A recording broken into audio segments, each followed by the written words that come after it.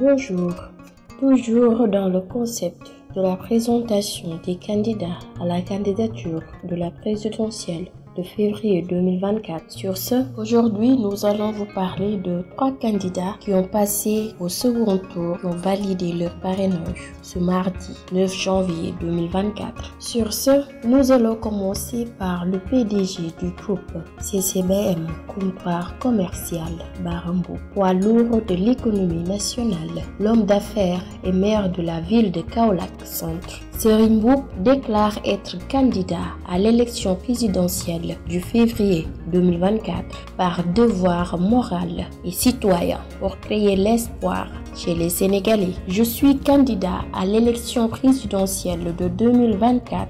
Après réflexion, j'estime que c'est mon devoir moral et citoyen de présenter ma candidature, a dit M. Mboup.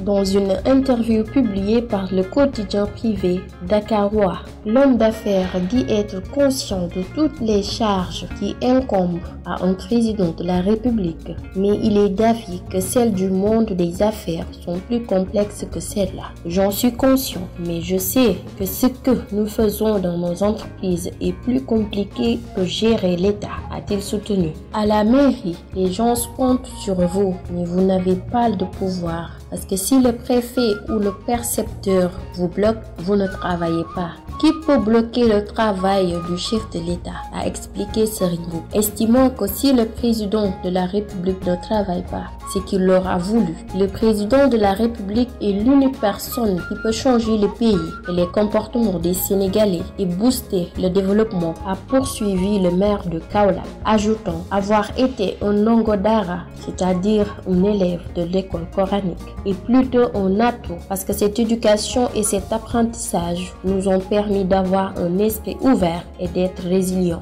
Le maire de Kaolack, l'un des plus grands hommes d'affaires du pays, soutient être capable de le diriger. Les anciens élèves de l'école coranique n'ont pas de limite à nous fixer. Aujourd'hui, si on me proposait de diriger la NASA, j'accepterais volontiers, sans appréhender aucune, a-t-il déclaré. La gestion d'un pays revient à mettre les gens qu'il faut à la place qu'il faut et à superviser l'exercice des missions qu'on leur confie, a dit M. Mboup, président de la Chambre de commerce, d'industrie et d'agriculture de Kaolack et ancien président de l'Union nationale des chambres de commerce, d'industrie et de l'agriculture du Sénégal. Ce qui motive également ma candidature, c'est qu'actuellement les Dara ont évolué et je veux montrer aux ndongo Dara qu'ils peuvent accéder à n'importe quel poste stratégique, a-t-il poursuivi. Je vais m'entourer de personnalités sérieuses et reconnues dans leur domaine, des universitaires, des opérateurs économiques, des intellectuels de haute facture, a-t-il promis en cas de succès à l'élection présidentielle.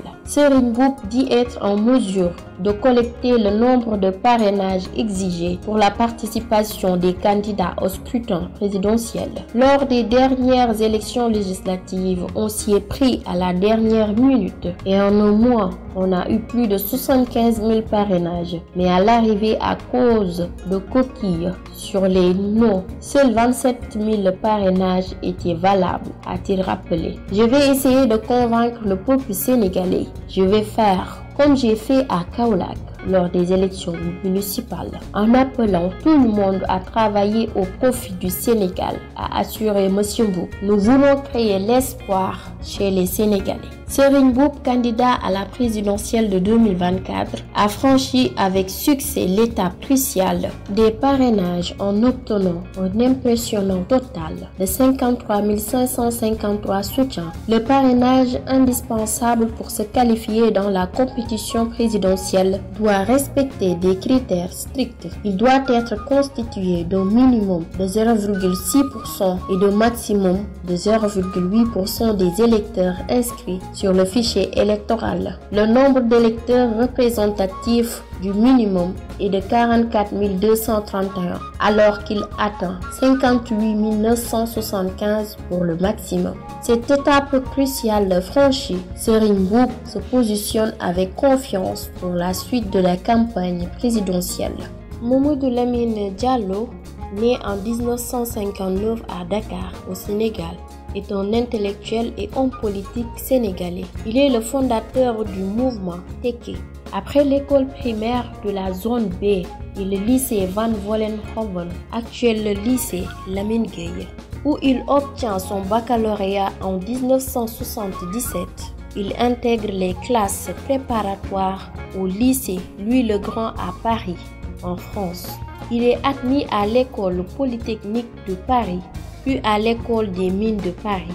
Ingénieur de l'école polytechnique de Paris et de l'école des mines de Paris, il est docteur en économie de l'école des mines de Paris en 1988. De 1984 à 1986, il est ingénieur au charbonnage de France. De 1986 à 1988, il est économiste au Centre d'économie industrielle de l'école des mines de Paris, Cernan. En 1994 jusqu'en 2002, il est conseiller technique du Premier ministre, économie, mines, énergie, industrie, transport hydraulique, télécommunications, chargé du suivi des réformes sectorielles pour le renforcement de la compétitivité de l'économie. Il a été le président du comité de gestion de la liaison maritime Dakar-Ziguinchor, président du comité de suivi des investissements de la loi des finances 99. De 2003 à 2006, directeur adjoint de cabinet puis directeur de cabinet du président de la commission de l'Union africaine à Addis Abeba, en Éthiopie. De 2007 à 2008, il est conseiller du directeur du département des études économiques et monétaires de la BCEAO à Dakar. En 2010, consultant mines, énergie, environnement, économie, finance. Auteur de plusieurs articles économiques et de communication, Mamadou Lamine Diallo s'est surtout fait remarquer par 2 essais qui sonnent comme un appel au réveil de l'Afrique. L'ouvrage « Les Africains sauveront-ils l'Afrique ?» publié en 1996 aux auditions Cartella, s'interroge sur la pertinence des politiques d'ajustement structurel dans un environnement dans lequel les axiomes de l'individualisme méthodologique ne fonctionnent pas pleinement et interpelle les Africains sur leurs responsabilités directes dans le devenir du continent. En 2004, dans l'ouvrage « Le Sénégal, un lion économique », Mamadou Lamine Diallo soumet le slogan du Sénégal émergent à l'épreuve de l'analyse économique. Alors que l'émergence économique repose sur une croissance régulière permise par une recherche pertinente de gains de productivité de la part des élites économiques, l'économie sénégalaise est encore caractérisée par un dualisme fondé sur 2 rationalités disjointes. Un secteur moderne où fonctionne la rationalité conventionnelle et un secteur où une rationalité de type relationnel serait à l'œuvre avec des élites rentières aux commandes de l'État. Tekki, principes et méthodes du responsabilisme, Harmattan 2010, son dernier ouvrage, définit clairement la doctrine politique du mouvement Tekki, dont il est fondateur. Loin de copier les doctrines politiques importées de l'Occident, le leader du mouvement Tekki a établi une doctrine propre à l'Afrique, le responsabilisme. Ce néologisme, créé par Mamadou Lamine Diallo, est fondé sur le respect de l'autre et du bien public, dans la discipline et le courage patriotique, la recherche de l'efficacité et de la justice. Le responsabilisme, c'est un ensemble de principes, des valeurs, une méthode, le panafricanisme rénové, ainsi que la construction d'une capacité scientifique, technique et managériale. Le leader du mouvement Tekki a pu régulariser ses 5199 par an pour obtenir le minimum requis. Mamadou Lamine Diallo a eu 48 961 par an, validé après vérification au second tour ce mardi 9 janvier 2024.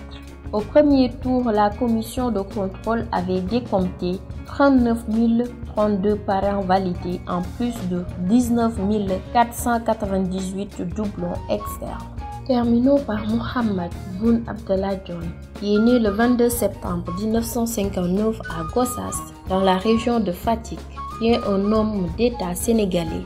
Il est Premier ministre du 6 juillet 2014 au 14 mai 2019. Après l'obtention du baccalauréat série S en mathématiques et sciences physiques avec mention en 1977, Mohamed Boun Abdallah Dionne a poursuivi ses études supérieures en France. Il est diplômé en 1983 de l'Institut d'informatique d'entreprise, alors rattaché au Conservatoire national des arts et métiers à Paris, grande école d'ingénieurs devenue l'École nationale supérieure d'informatique pour l'industrie et l'entreprise, rattachée aux mines télécom. Il est également titulaire d'un diplôme de 3e cycle DEA Master de recherche avec mention en économie internationale et globalisation, spécialité politique, économique et sociale de l'Université de Grenoble. Il a participé à de nombreuses formations organisées conjointement par la Banque centrale des États de l'Afrique de l'Ouest, BCEAO, et l'Institut du Fonds monétaire international. Mohamed Boun Abdallah Dionne a également suivi des formations délivrées par l'Institut de la Banque mondiale, en particulier sur le financement des infrastructures et leurs accès par les plus pauvres. Mohamed Boun Abdallah Dionne a commencé sa carrière professionnelle en 1983 à la compagnie IBM France, division des opérations extérieures à Paris, puis à Dakar en qualité d'ingénieur technico-commercial, avant de rejoindre en 1986 la Banque centrale des États de l'Afrique de l'Ouest. Il a occupé successivement au sein de la banque les fonctions de fondé, de pouvoir, sous-directeur puis directeur. En 1997, il est détaché par la BCEAO auprès du gouvernement du Sénégal. Dans le cadre de son détachement, Mohamed Boun Abdallah Dionne a occupé de 1997 à 2003 les fonctions de directeur de l'industrie au ministère chargé de l'industrie, puis de chef du bureau économique du Sénégal à Paris, avec rang de ministre conseiller de 2003 à 2005 et enfin de directeur de cabinet du Premier ministre Macky Sall de 2005 à 2007. En juillet 2007, après l'élection de Macky Sall à la présidentielle de l'Assemblée nationale du Sénégal, Mohamed Dionne y devient son directeur de cabinet de 2007 à 2008. Par la suite, il quitte l'administration sénégalaise et rejoint l'Organisation des Nations Unies pour le développement industriel en qualité de représentant résidant en Algérie jusqu'en décembre 2010. De 2010 à mars 2014, il rejoint le siège de l'ONUDI à Vienne, Autriche, où il exerce la fonction de coordonnateur senior de la coopération Sud-Sud, puis comme chef du programme pour l'Afrique et les pays les moins avancés. Le 6 juillet 2014, Mohamed Boun Abdallah Dionne est nommé Premier ministre par le président Macky Sall. En juillet 2017, lors des élections législatives, il a conduit avec succès la liste de Benno Bokk Yakaar, la coalition gouvernementale sortante qui a remporté 125 députés sur les 165 du Sénégal. Élu député, il démissionna de l'Assemblée nationale parce que reconduit à la fonction de Premier ministre. Plus tard, en 2019, lors de l'élection présidentielle, il est désigné à la tête du pôle programme au sein du directoire de campagne du président Macky Sall. Avec son équipe, il a conçu dans ce cadre, en relation avec le candidat Macky Sall, le programme Liggéeyal Ëllëg, ou le rendez-vous avec l'avenir, composé de 5 nouvelles initiatives présidentielles, 3 programmes sectoriels à l'échelle nationale et 5 accès universels. En avril 2019, après sa réélection, le président Macky Sall a engagé une réforme constitutionnelle qui met en place au Sénégal un régime présidentiel. La fonction de Premier ministre ayant ainsi été supprimée le 14 mai 2019, Mohamed Dionne assure à présent la fonction de ministre d'État, secrétaire général de la présidence de la République, poste auquel il a été nommé le 6 avril 2019 par le président Macky Sall. Le leader du mouvement Dionne 2024 a pu régulariser réaliser ses parrainages pour obtenir le minimum requis. Mohamed Boun Abdallah Dionne a validé avec 47 778 parrains après vérification au second tour ce mardi 9 janvier. C'était tout pour aujourd'hui sur la présentation des candidats à la candidature. Sur ce, je vous donne rendez-vous demain avec d'autres candidats à la candidature. Merci de suivre sur Sonogal ce canal et surtout, prenez bien soin de vous.